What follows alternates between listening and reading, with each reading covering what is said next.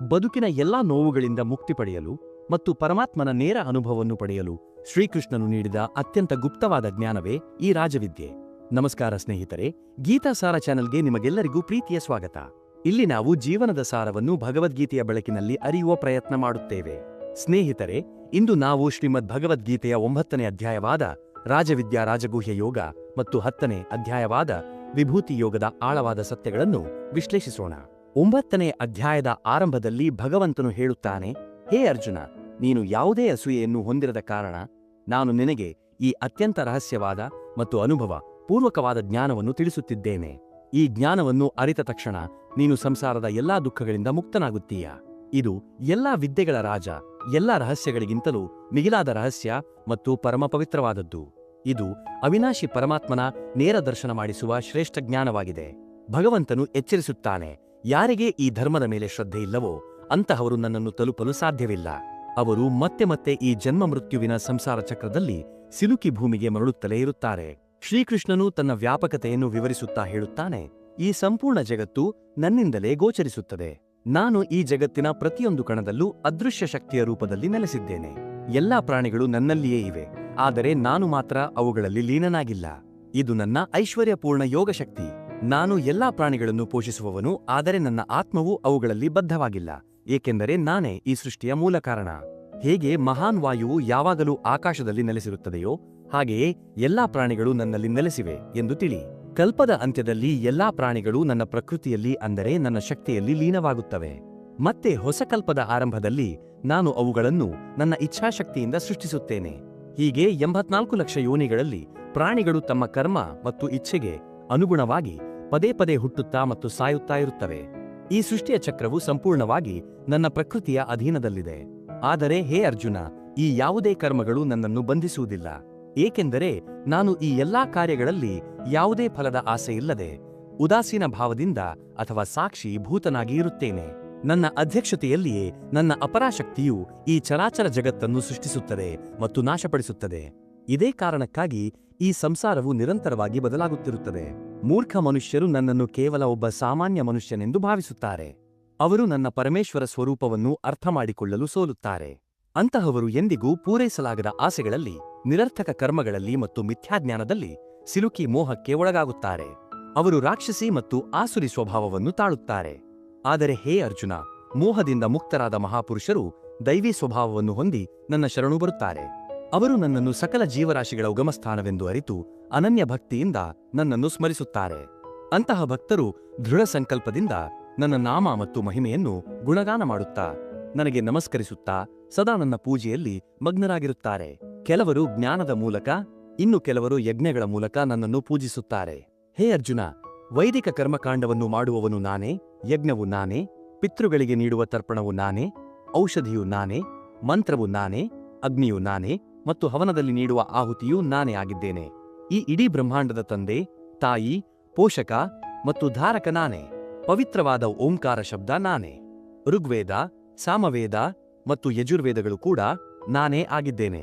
ನಾನೇ ಪ್ರತಿಯೊಬ್ಬರ ಗುರಿ, ನಾನೇ ಸ್ವಾಮಿ, ನಾನೇ ಸಾಕ್ಷಿ ಮತ್ತು ನಾನೇ ಪರಮಧಾಮ. ನಾನೇ ಎಲ್ಲರ ಶರಣಾಗತಿ ಮತ್ತು ಪ್ರೀತಿಯ ಮಿತ್ರ. ಸೃಷ್ಟಿಯ ಉದಯ ಮತ್ತು ಅಂತ್ಯ ಎರಡೂ ನನ್ನಲ್ಲೇ ಇದೆ. ಬಿಸಿಲಾಗಿ ಸುಡುವುದು ನಾನೇ, ಮಳೆಯಾಗಿ ಸುರಿಯುವುದು ನಾನೇ. ನಾನೇ ಅಮೃತ ಮತ್ತು ನಾನೇ ಮೃತ್ಯು. ಸತ್ಯ ಮತ್ತು ಅಸತ್ಯ ಎರಡೂ ನನ್ನ ಸ್ವರೂಪಗಳೇ. ವೇದಗಳ ಅನುಸಾರ ಯಜ್ಞ ಮಾಡುವವರು ಸ್ವರ್ಗವನ್ನು ಬಯಸುತ್ತಾರೆ ಮತ್ತು ಅಲ್ಲಿನ ದೇವತೆಗಳ ಸುಖವನ್ನು ಅನುಭವಿಸುತ್ತಾರೆ. ಆದರೆ ಅವರ ಪುಣ್ಯಫಲ ಮುಗಿದ ಮೇಲೆ ಮತ್ತೆ ಈ ಮೃತ್ಯುಲೋಕಕ್ಕೆ ಬರಲೇಬೇಕು.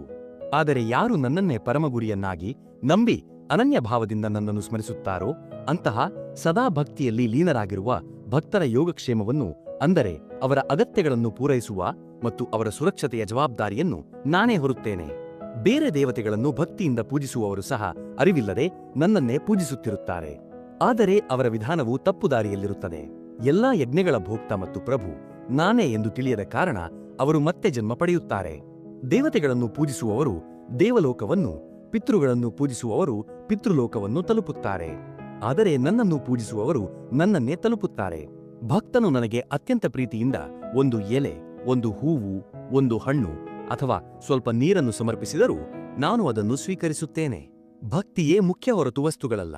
ಅರ್ಜುನ, ನೀನು ಏನೇ ಮಾಡಿದರೂ, ಏನೇ ತಿಂದರೂ ಯಾವುದೇ ದಾನ ನೀಡಿದರೂ ಅಥವಾ ತಪಸ್ಸು ಮಾಡಿದರೂ ಅದನ್ನು ನನಗೆ ಅರ್ಪಿಸು.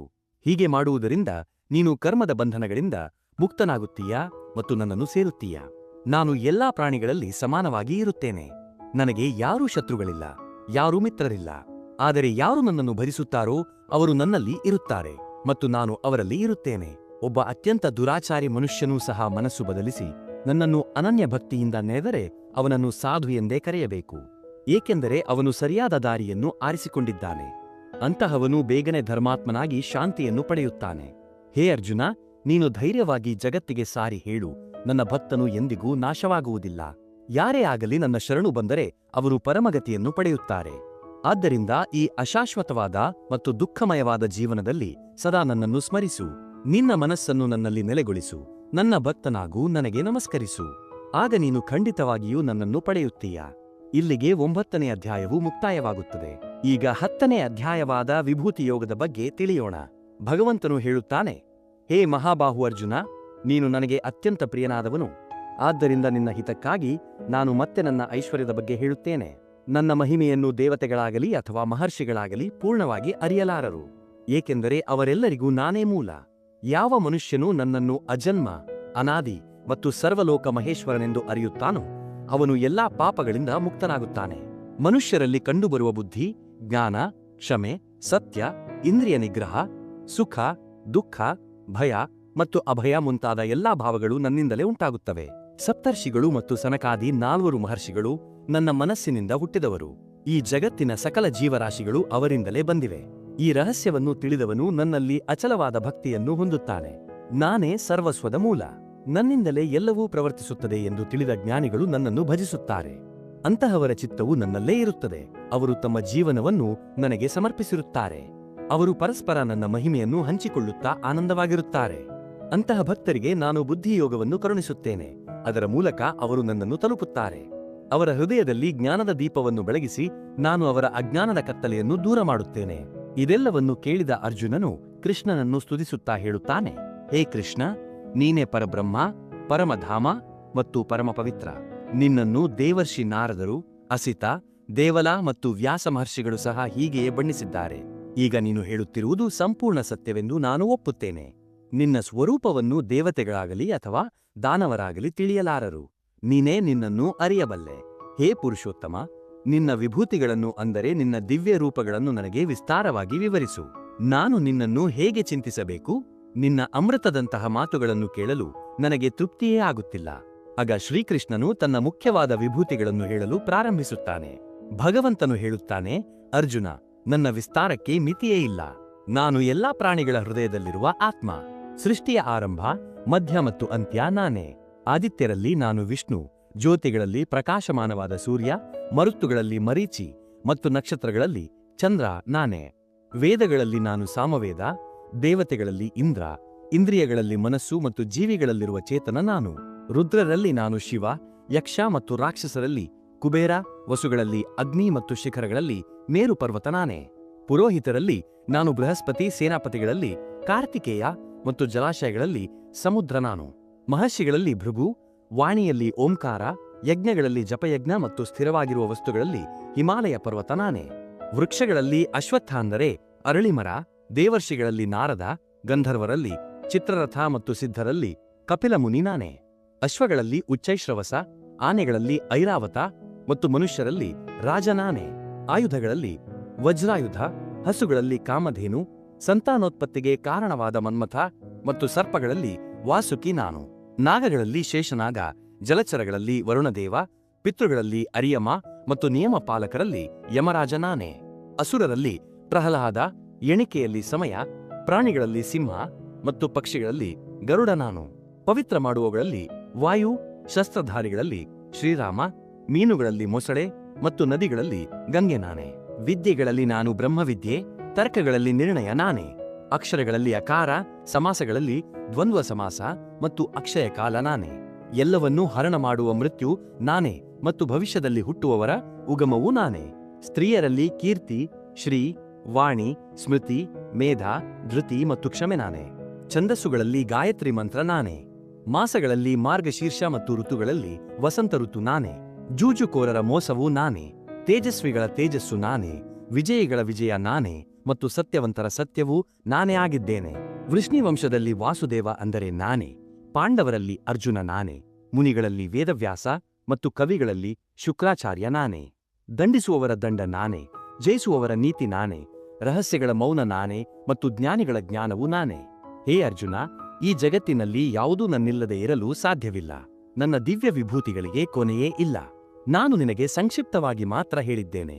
ಈ ಜಗತ್ತಿನಲ್ಲಿ ಏನೆಲ್ಲ ಐಶ್ವರ್ಯಯುಕ್ತವಾದ, ಕಾಂತಿಯುಕ್ತವಾದ ಮತ್ತು ಶಕ್ತಿಯುಕ್ತವಾದ ವಸ್ತುಗಳಿವೆಯೋ ಅವುಗಳೆಲ್ಲವೂ ನನ್ನ ತೇಜಸ್ಸಿನ ಒಂದು ಅಂಶದಿಂದಲೇ ಹುಟ್ಟಿದವು ಎಂದು ತಿಳಿ. ಆದರೆ ಹೇ ಅರ್ಜುನ, ಇಷ್ಟೆಲ್ಲಾ ವಿಸ್ತಾರವಾಗಿ ತಿಳಿದು ನಿನಗೆ ಆಗಬೇಕಾದುದೇನು? ನಾನು ನನ್ನ ಒಂದು ಅಂಶ ಮಾತ್ರದಿಂದ ಈ ಇಡೀ ಬ್ರಹ್ಮಾಂಡವನ್ನು ಧರಿಸಿ ವ್ಯಾಪಿಸಿದ್ದೇನೆ. ಹೀಗೆ ಭಗವಂತನು ತನ್ನ ಸರ್ವವ್ಯಾಪಿತ್ವವನ್ನು ಅರ್ಜುನನಿಗೆ ತಿಳಿಸುತ್ತಾ 10ನೇ ಅಧ್ಯಾಯವನ್ನು ಮುಕ್ತಾಯಗೊಳಿಸುತ್ತಾನೆ. ನೋಡಿದಿರಲ್ಲವೇ ಸ್ನೇಹಿತರೆ, ಕೃಷ್ಣನ ಈ ವಿಭೂತಿಗಳು ನಮಗೆ ಕಲಿಸುವುದು ಒಂದೇ ಪಾಠ. ಈ ಜಗತ್ತಿನ ಪ್ರತಿಯೊಂದು ಸುಂದರ ಮತ್ತು ಶಕ್ತಿಯುತ ವಸ್ತುವಿನಲ್ಲಿ ಭಗವಂತನನ್ನೇ ಕಾಣಬೇಕು. ನಮ್ಮಲ್ಲಿರುವ ಅಹಂಕಾರವನ್ನು ಬಿಟ್ಟು ಎಲ್ಲವನ್ನು ಕೃಷ್ಣನಿಗೆ ಅರ್ಪಿಸಿದಾಗ ನಮಗೆ ಪರಮಶಾಂತಿ ಸಿಗುತ್ತದೆ. ಶ್ರೀಮದ್ ಭಗವದ್ಗೀತೆಯ ಈ ಅಧ್ಯಾಯಗಳು ನಿಮಗೆ ಸ್ಫೂರ್ತಿ ನೀಡಿವೆ ಎಂದು ನಾನು ಭಾವಿಸುತ್ತೇನೆ. ಈ ವಿಡಿಯೋ ನಿಮಗೆ ಇಷ್ಟವಾದರೆ ದಯವಿಟ್ಟು ಲೈಕ್ ಮಾಡಿ ಮತ್ತು ಕಾಮೆಂಟ್ ಬಾಕ್ಸ್ನಲ್ಲಿ ಜೈ ಶ್ರೀಕೃಷ್ಣ ಎಂದು ಬರೆಯಿರಿ. ಇಂತಹ ಅಮೂಲ್ಯ ಜ್ಞಾನವನ್ನು ನಿಮ್ಮ ಸ್ನೇಹಿತರೊಂದಿಗೆ ಹಂಚಿಕೊಳ್ಳಿ. ಇನ್ನು ಮುಂದಿನ ವಿಡಿಯೋದಲ್ಲಿ ನಾವು ಮುಂದಿನ ಅಧ್ಯಾಯಗಳ ಸಾರವನ್ನು ತಿಳಿಯೋಣ. ಅಲ್ಲಿಯವರೆಗೆ ಕೃಷ್ಣನ ಸ್ಮರಣೆಯಲ್ಲಿರಿ. ಧನ್ಯವಾದಗಳು. ಜೈ ಶ್ರೀಕೃಷ್ಣ.